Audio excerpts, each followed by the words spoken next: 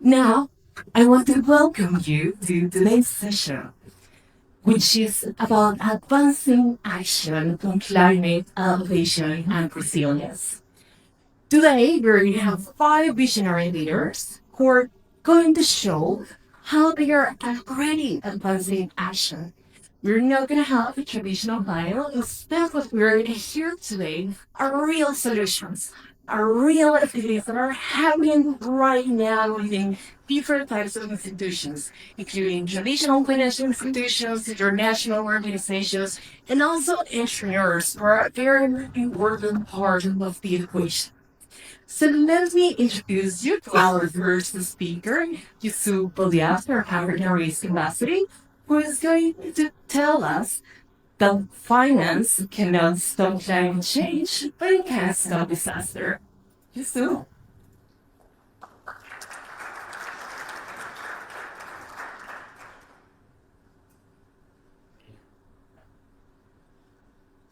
Finance can't stop climate change. It can stop collapse. That's something you never really right? Many of you may be thinking, doesn't finance actually fund clean energy, drive innovation, and actually shape behavior? Yes, it does. But finance plays a critical role in climate mitigation. And today, I'm not here to talk about how we can stop climate change, but rather, we're here to talk about how we can survive it. Talk about what happens when natural disasters hit, like floods, cyclones, droughts, or even earthquakes. In those instances, finance has a different job, not to fix the climate, but to protect lives, economies, and futures. As we are all aware, across Africa and the Middle East, climate disasters are becoming more frequent and more severe. And usually we respond to these disasters in a few ways. We either ask for help, which sometimes is very slow. We borrow money, which is quite expensive. Or we wait for humanitarian aid, which is extremely unpredictable. And worst of all, this doesn't build resilience. It reacts to something that has already been broken. So, what do I mean by building resilience? Resilience is the ability to anticipate, to absorb, and to recover from shocks without falling into a disaster, without falling into a deeper crisis. I'll say that again. Resilience means the ability to anticipate, to absorb, and to recover from shocks without falling into a deeper crisis. That requires predictable, fast, fit-for-purpose finance, not after that, and not after the disaster multiplies and gets worse. So as I was preparing for the chat, I thought we need to tell a story and look at a case study and what better example to use than the Morocco earthquake that happened about a year ago. In September 2023, very devastating earthquake hit the region not too far from here. Within 40 days exactly, $275 million payout was triggered by what we call parametric insurance, and I'll unpack that in a bit later. But as I was researching this, I asked myself a question. Was the payout enough to match the scale of the devastation? Infrastructure was destroyed, buildings were damaged, people lost their lives, many people were injured. And many of you may have a concern, which is a valid concern. And the conclusion I came to was that there is no financial instrument that can fully address the physical or emotional toll of such a natural disaster. But this is what has meant. The finance moved faster than bureaucracy. There's no paperwork and delay in the process in that training phase. It wasn't just a payout, this is really becomes very special. It was a signal of what is actually possible. A future where finance is not reactive, but where finance is proactive and actually strategic. And that ability to act is part of the resilience. The Morocco earthquake is a powerful example of where parametric insurance has been. At Large Limited, the company that I work for, we provide biometric insurance across Africa. Unlike traditional insurance, when a payout is being after an assessment is done, biometric insurance is triggered by objective data looking at predetermined events. Now, how does that work? If we look at the Morocco earthquake, predetermined objective would be the magnitude of the earthquake. If the earthquake is magnitude of 5 on the Richter scale, the payout of this will be paid, and if it is 6.8, as it in $275 million was paid. There is some objective data that is available quite quickly, and the payout will be made almost immediately in the CSS within days. There were no years of analog funds. Just fast, objective, predictable finance, and most importantly, when it was needed most. Now let's move from the most of Africa to the Southern African region.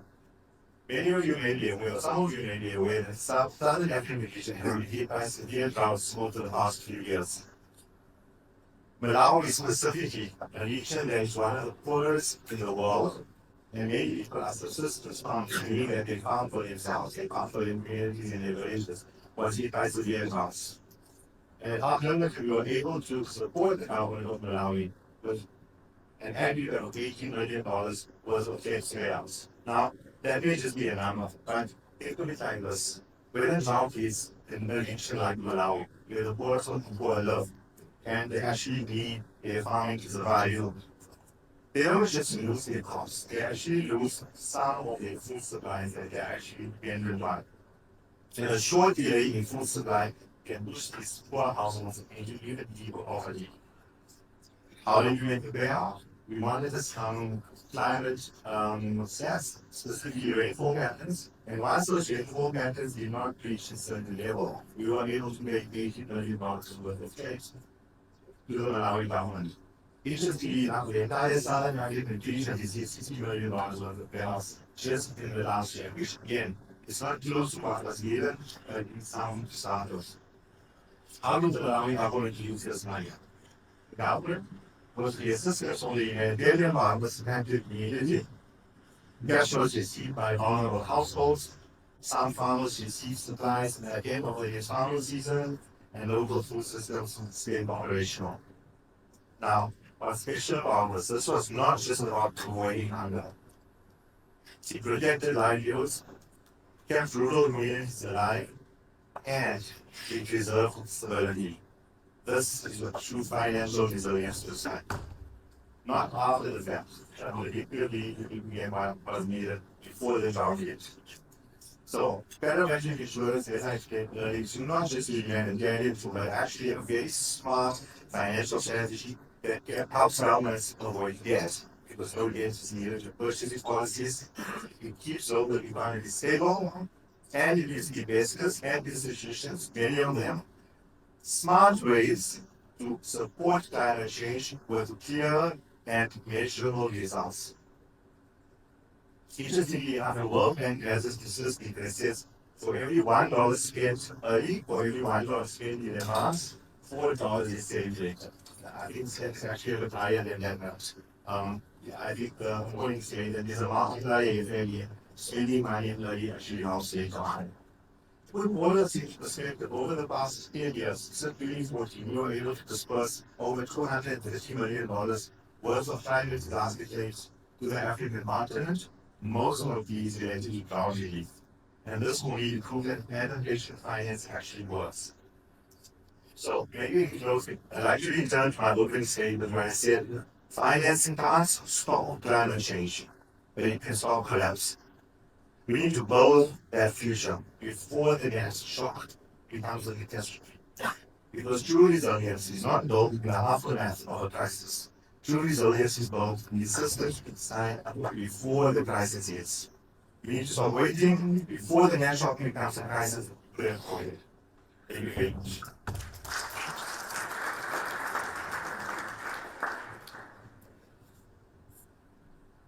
Thank you so much, Yusuf. That was really inspiring and really insightful. I love that you came with actual numbers, actual results from those assumptions. That's exactly what we need and what we are looking for right now.